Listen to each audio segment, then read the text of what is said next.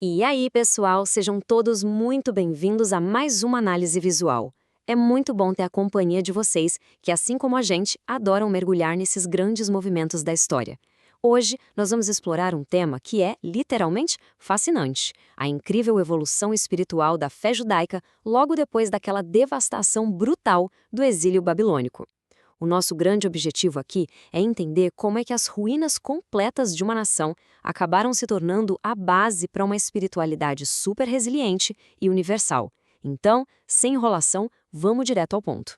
Para começar, imagina a seguinte cena. Ano 586 a.C. A gente tem aqui um baita de um paradoxo histórico.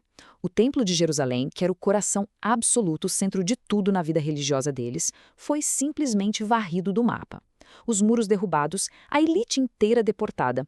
E a linhagem dos reis de Davi? Fim da linha. Por quase 70 anos, o povo judeu viveu lá na Babilônia, arrancado da sua terra. Aí você pensa, bom, uma religião que é totalmente amarrada a um lugar geográfico, com certeza vai desaparecer, né? Era o caminho natural. Mas, curiosamente, o que rolou foi exatamente o oposto. Bom, vamos entrar na nossa primeira parte, o fim do exílio babilônico. Aquele cenário de exílio parecia um caminho sem volta até o ano 539 a.C. Foi aí que aconteceu uma virada que ninguém esperava. Ciro, o rei da Pérsia, conquista a Babilônia e, do nada, solta um decreto de tolerância religiosa. Ele simplesmente libera os exilados para voltarem para casa. E olha que detalhe sensacional, o profeta Isaías chama esse governante estrangeiro, um rei de fora, de ungido. Isso mostra muito bem como a cabeça deles funcionava na época. Eles não viam isso como mera sorte política. Para eles, era providência divina movendo as peças do xadrez global para acabar com aqueles 70 anos de exílio e resgatar a identidade judaica. Um verdadeiro milagre geopolítico. Avançando agora para a parte 2, a reconstrução de Jerusalém. E olha, voltar para a Terra Prometida não foi um mar de rosas, não. Esquece aquela ideia de que chegaram e estava tudo pronto. Foi uma luta insana de várias gerações contra escombros, pobreza e gente tentando atrapalhar. Tudo isso rolou em 3 grandes ondas. Primeiro, lá em 538 a.C., Zorobabel lidera a galera para reconstruir o templo. Décadas depois, em 458, chega o escriba Esdras, e a missão dele era focar no software, sabe? Restaurar a lei, a Torá. E por último, em 445, vem Neemias e lidera aquele projeto absurdo de reconstruir os muros em apenas 52 dias. Templo, lei e muros. Aos poucos, a casa ia sendo arrumada. O que nos leva ao nosso terceiro ponto, que é onde a mágica acontece: o nascimento do judaísmo. Sabe toda essa reconstrução de pedra e cimento que a gente acabou de ver? Na verdade, ela foi só o cenário para uma transformação interna gigantesca. Foi uma reinvenção total. Antes do exílio, a fé era presa ao chão. Dependia do templo, do sacerdote fazer o ritual, do sacrifício do animal. Mas agora, no pós-exílio, a fé precisava sobreviver na mala, por assim dizer. Ela ficou portátil, focada em textos. É aqui que surgem as sinagogas, centros de ensino que podiam ser abertos em qualquer esquina. A liderança passou para os escribas e estudiosos e a devoção virou algo que qualquer um podia praticar, em qualquer lugar do mundo. Uma mudança de paradigma absurda. E na prática, como é que isso funcionava? Se não tem sacrifício, faz o quê? Simples: oração, jejum e esmolas. Essas 3 práticas viraram o novo normal. A oração tomou o lugar daquele sacrifício no altar. O jejum virou a forma de mostrar arrependimento de verdade. E as esmolas? Aquele senso prático de justiça social e cuidado com o próximo. A coisa ficou tão enraizada, mas tão profunda, que séculos depois, Jesus, lá no Novo Testamento, vai olhar para isso e confirmar que esses são os 3 pilares autênticos de uma vida com Deus. E claro, junto com isso, a galera começou a pensar diferente. Figuras como Esdras trouxeram a lei, a Torá, para o centro do palco. E aí surge um negócio genial: a tradição oral. Porque pensa comigo, você tem o texto antigo, mas como você aplica isso numa terça-feira à tarde no mercado? Eles começaram a debater e interpretar isso intensamente, o que mais tarde virou a famosa Mishnah. O judaísmo rabínico nasce aqui. É a fé sendo mastigada e traduzida para o dia a dia, sem precisar de um sacerdote te dizendo o que fazer o tempo todo. Indo para a seção 4, os profetas do pós-exílio. No meio dessa bagunça toda de recomeço, apareceram as últimas vozes proféticas do Antigo Testamento. Eles eram tipo as sentinelas de Israel, garantindo que o pessoal não perdesse o foco. E cada um tinha um recado muito direto. Malaquias, por exemplo, não poupou palavras contra a corrupção e a galera que estava com a fé esfriando. Joel chegou pedindo arrependimento real e já dando o spoiler de que o Espírito seria derramado. Ageu deu aquela bronca clássica. Pô, vocês estão aí fazendo casa chique pra vocês e a casa de Deus tá em ruínas?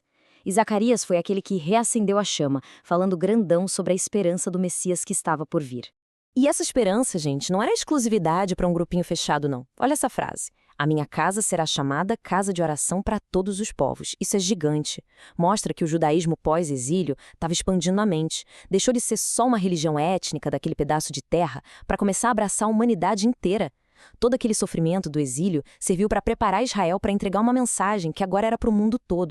O que nos joga direto na seção 5, o período intertestamentário. 400. Esse é o número. 4 séculos inteiros de silêncio profético. Imagine só, gerações e gerações sem nenhum profeta novo surgindo em Israel. Mas olha, não se engane achando que nada aconteceu. Esse silêncio aparente foi, na verdade, a época de maior barulho e transformação que eles já viveram. Foi um caldeirão cultural fervendo, impérios globais nascendo e morrendo.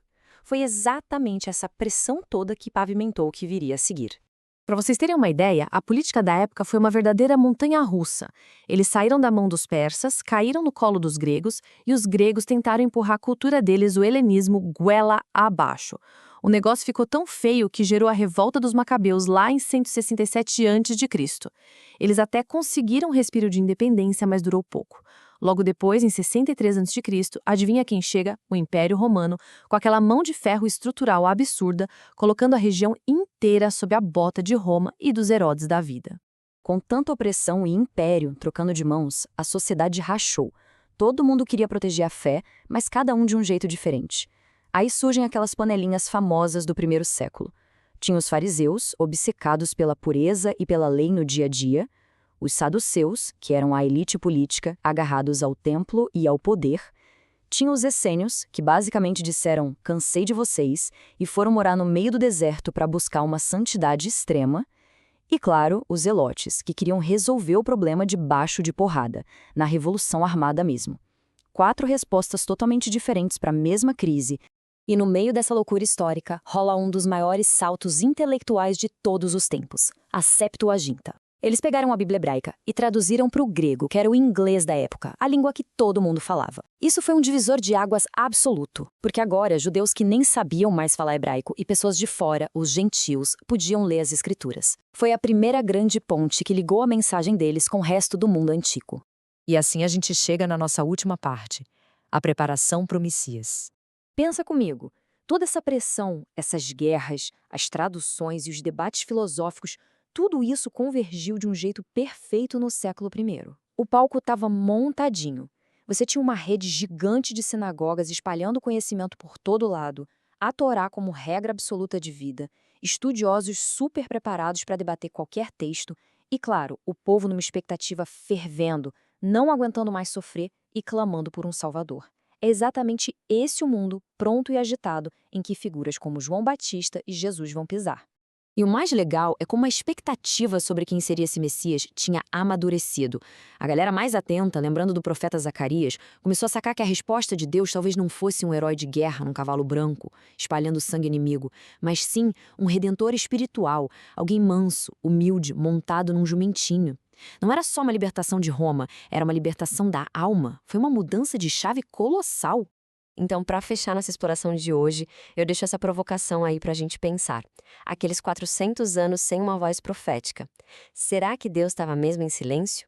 Ou será que era exatamente a fornalha que precisava queimar para preparar esse palco de forma impecável? No fim das contas, aquele exílio devastador forjou uma fé indestrutível que funcionava em qualquer lugar, totalmente pronta para receber a sua maior promessa. Um final sensacional para a gente refletir, né? Muito obrigado por acompanharem até aqui e a gente se vê na próxima análise.